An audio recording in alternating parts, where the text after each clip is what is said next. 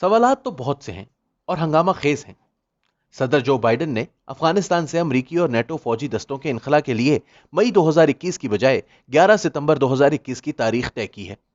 क्या इस तारीख से पहले तालिबान अफगान सदर अशरफ गनी के साथ शराकत इक़्तिदार के किसी फॉर्मूले पर राजी हो जाएंगे, या क्या इसके बाद पाकिस्तान का कोई किरदार या असर व रसूख बाकी रहेगा? हमजा और शहबाज शरीफ को जमानत मिल गई है। अब वो सियासी अखाड़े में एक बार फिर कूदने के लिए तैयार हैं। वो पाकिस्तान मुस्लिम लीग नून और पीडीएम में क्या किरदार अदा करेंगे? क्या शरीफ खानदान तकसीम होने जा रहा है? जहांगीर तरीन खुद को इमरान खान के गजब से बचाने के लिए चालें चल रहे हैं। अगर तहरीक इंसाफ के दर्जन भर के करीब अरकान सूबाई और कौमी असम्बली खुलकर उनके साथ खड़े हो जाते हैं तो क्या होगा? तहरीक लब्बैक पाकिस्तान मुंहजोर हो चुकी। एस्टैब्लिशमेंट और तहरीक इंसाफ ने कभी इसे शह देकर मैदान में उतारा था ताकि मुस्लिम लीग नून को अदम इस्तेहकाम से दो चार किया जा सके, लेकिन अब वो अपने हाइब्रिड सिस्टम को बचाने के लिए इसे कुचलने की कोशिश कर रहे हैं।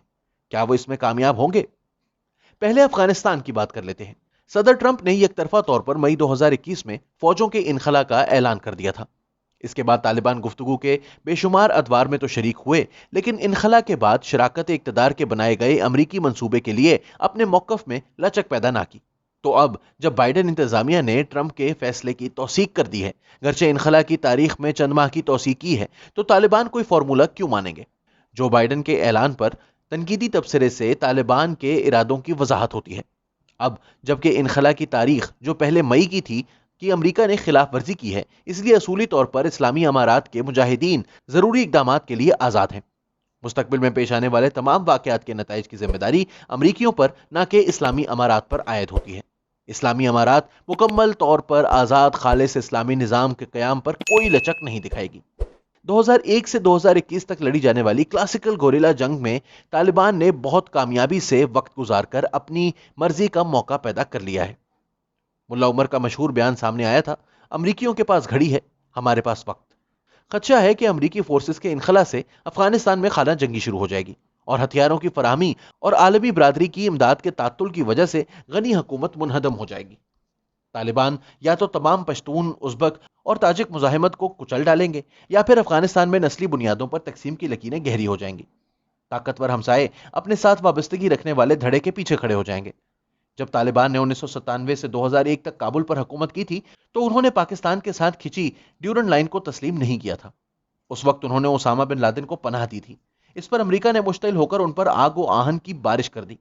उस वक्त उन्होंने किसी अमेरिका मुखालिफ दहशतगर्द ग्रुप को पनाह नहीं दे रखी, लेकिन वो पाकिस्तान मुखालिफ ग्रोहों जैसा कि तहरीक तालिबान पाकिस्तान को पनाह फराहम करेंगे, जिनके साथ उनके हमेशा से अच्छे ताल्लुकात रहे हैं। हमजा और शहबाज का मामला, इनकी रिहाई के पीछे एस्टेब्लिशमेंट की यह तवक्को कार फरमा है कि वो मरियम और नवाज शरीफ का सख्त और तेजो तुंद एस्टेब्लिशमेंट मुखालिफ बयानियां तहलील करने में मुआवन साबित होंगे। लेकिन वो दो हकाइक जानते हैं। पहला, उन्हें पहले भी कई बार धोखा दिया गया जब एस्टेब्लिशमेंट ने उन्हें इमरान खान के गैज़ो गज़ब से ना बचाया। दूसरा, पाकिस्तान मुस्लिम लीग नून का मकबूल वोट मरियम और नवाज शरीफ का है, इसलिए उन्हें अपनी पार्टी को कमजोर करने या पाकिस्तान मुस्लिम लीग नून या शरीफ खानदान में दरार डालने के लिए कायल नहीं किया जा सकता। ताहम शहबाज शरीफ पीडीएम के अंदर मुस्लिम लीग नून और पीपल्स पार्टी के दरमियान राब्ते बहाल करने में यकीनन किरदार अदा कर सकते हैं।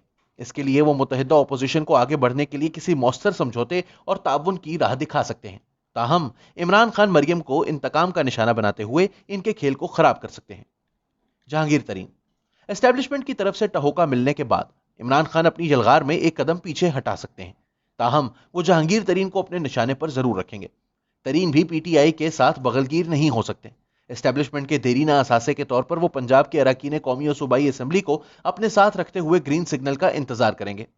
ये सिग्नल जून में मिल सकता है, अगर बजट पर गैर मुतमईन होते हुए एस्टेब्लिशमेंट अपने ऑप्शंस पर गौर करने पर मजबूर हो जाए। तहरीक लब्बैक पाकिस्तान, एस्टेब्लिशमेंट की मुमकिना इत्तहादी या असासा भी इसी तरह एक खतरनाक बोझ बनती जा रही है, जिस तरह माजी में कुछ और मिसालें हैं। सियासतदानों में जुल्फिकार अली भुट्टो, मोहम्मद खान जुनेजो और नवाज शरीफ की मिसाल दे सकते हैं। अब इमरान खान भी काबू से बाहर हो रहे हैं। पार्टियों में जमात इस्लामी, मुस्लिम लीग और जमीयत उलमा इस्लाम, ग्रोहों में लश्कर जंगवी और इसकी बहुत सी मसलकी शाखों को हमसाये के खिलाफ जिहाद करने के लिए इस्तेमाल किया गया।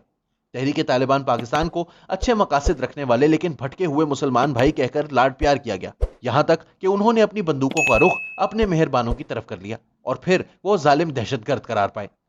ताहम दीगर इंतहा पसंद इस्लामी ग्रोहों के बरक्स तहरीक लब्बैक एक ऐसी इंतहा पसंद इस्लामी तंजीम है जो कौमी इंतखाबी सियासत पर नजरें जमाए हुए है। اسٹیبلشمنٹ کا خیال تھا کہ وہ اسے اپنے محدود سیاسی عزائم کے لیے استعمال کر سکتی ہے، جیسے اسے نون لیگ کی حکومت کے خلاف میدان میں اتارا گیا اور جب مقصد پورا ہو گیا تو رسی کھینچ لی گئی۔ لیکن بدقسمتی سے لبیک نے خطرناک حد تک پر پرزے نکالنا شروع کر دیے۔ تیزی سے سنگین ہوتے ہوئے بے روزگاری، غربت اور سماجی گراوٹ کے ماحول میں عوام کٹر مذہبی نظریات کی طرف مائل ہو سکتے ہیں۔ در حقیقت سول ملٹری اشرافیہ نے جس طرح اسلامی علامات، قوانین اور روایات کو سیاسی طاقت اور دولت حاصل کرنے کے لیے استعمال کیا ہے، تحریک لبیک نے بھی اسی حربے کو اپناتے ہوئے غریب اور مفلس افراد کے جذبات ابھارے ہیں۔ اس طرح وہ حکمرانوں کو چیلنج کرنے اور ان کی ساکھ خراب کرنے کی پوزیشن میں آ چکے ہیں۔ اس لیے لبیک کے خطرے کا تدارک کرنے کے لیے اس پر پابندی لگانا کام نہیں دے گا۔ اب شاید بہت دیر ہو چکی ہے۔ یہ کسی بھی وقت کسی نئے نام سے پہلے سے کہیں زیادہ توانائی سے سامنے آ جائے گی۔ در حقیقت موجودہ ہائبرڈ نظام مرکزی دھارے کی معتدل مزاج سیاست اور معاشی ترقی کو برقرار رکھنے اور اسے سیکیورٹی اسٹیبلشمنٹ کی بجائے عوام کی فلاح و بہبود پر خرچ کرنے میں جتنا ناکام ہوتا جائے گا، تحریک لبیک کے پنجے اتنے ہی پھیلتے اور طاقتور ہوتے جائیں گے۔ یہ ریاست اور معاشرے کو اپنی لپیٹ میں لیتے ہوئے ایسی افراتفری پھیلا سکتی ہے جس کے نتیجے میں ریاست منہدم ہو جائے گی اور غیر ملکی مداخلت ناگزیر ہو جائے گی۔ یہ مستقبل میں پیش آنے والے واقعات کی صرف ایک جھلک ہے۔